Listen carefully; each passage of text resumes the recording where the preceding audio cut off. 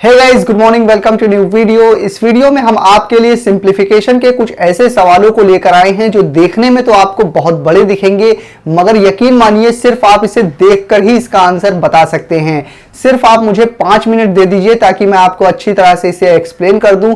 उसके बाद सिर्फ आपको इन सवालों को देखना पड़ेगा और देखकर जबान पर ही आपके इसका आंसर लिखा पहले से रहेगा।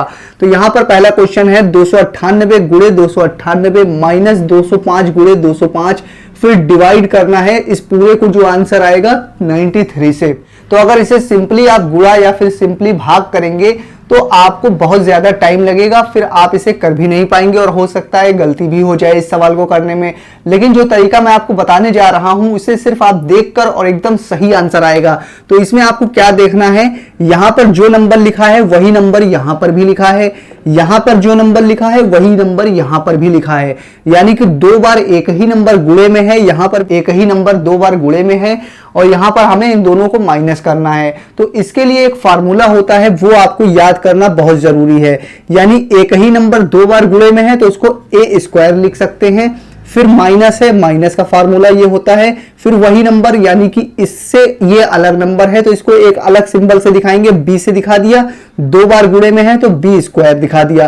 तो ये फार्मूला होता है ए स्क्वायर माइनस बी स्क्वायर का, और ये फार्मूला जब आप खोलेंगे तब आंसर आता है आपका एक बार ए माइनस बी और एक ब्रैकेट में एक बार ए प्लस बी।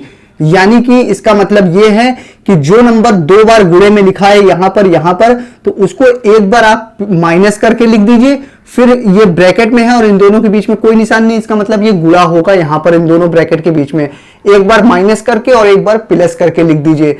तो यहां पे जो नंबर है यहां पे वो नंबर है, तो 298 माइनस 205 यानी 298 माइनस 205 करिए एक बार माइनस करके, तो कितना आएगा 5, 8 में से 5 घटाएंगे तो 3 आएगा, और 9 में से 0 जाएगा तो 9 बचेगा, 2 में से 2 घटा तो कुछ भी नहीं बचा, तो एक बार a माइनस बी हमने कर दिया। उसके बाद बीच में कोई निशान नहीं, इसका मतलब मल्टीप्लाई है, फिर एक बार प्लस करना है, यानी एक बार इसे लेना है एक बार इसे जोड़ देना है। तो 8 और 5 मिला के 13 होता है, 13 की 3 हासिल लगी 1, फिर 9 और 0 मिला के 9 हुआ और 1 मिला के 10 हो गया, 10 की 0 हासिल फिर से 1 लगी, और ये वाला 2 और ये वाला 2 जोड़ लेंगे तो मिला के 5 हो जाएगा। तो यहां पर हम 5 लिख देंगे इस तरह से। उसके बाद ये तो हमने फार्मूला लगा दिया सिर्फ इतने हिस्से में। उसके बाद क्वेश्चन में आपके पास डिवाइड में 93 नंबर भी दिया हुआ है, यानी इस पूरे नंबर को 93 से डिवाइड करना है।